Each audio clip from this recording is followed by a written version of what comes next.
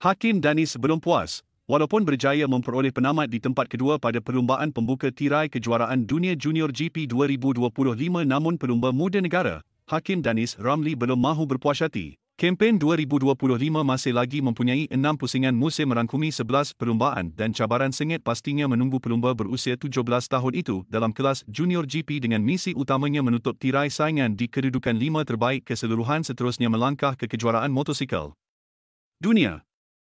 Cabaran utama yang bakal dihadapinya dijangka hadir daripada pencabar terdekatnya dari Sepanyol yang mewakili pasukan UX70 World Artbox, Brian Uriarte yang juga pemenang pusingan pertama. Justru, pelumba SIC Racing MSI itu sudah mengatur strategi untuk terus menekat dengan Uriarte pada saingan seterusnya di litar Jerez, Sepanyol dari 31 Mei hingga 1 Jun ini.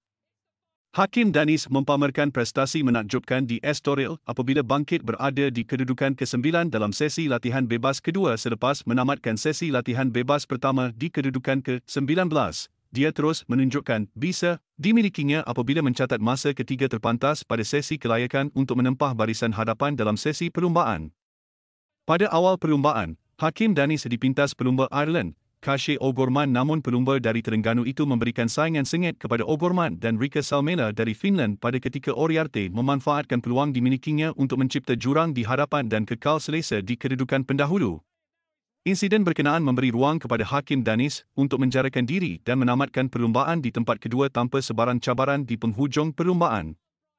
Hakim Danis selepas ini dijadual mengalih tumpuannya untuk pusingan kedua kejuaraan Red Bull Rookies Cup 2025 yang bakal memasuki di litar Le Mans, Perancis dari 9 hingga 11 Mei ini, pada pusingan satu yang berlangsung di litar Jerez baru-baru ini dan turut disertai Uriarte. Hakim Danis berjaya menamatkan kedua-dua perlumbaan dengan berada di tempat kedua.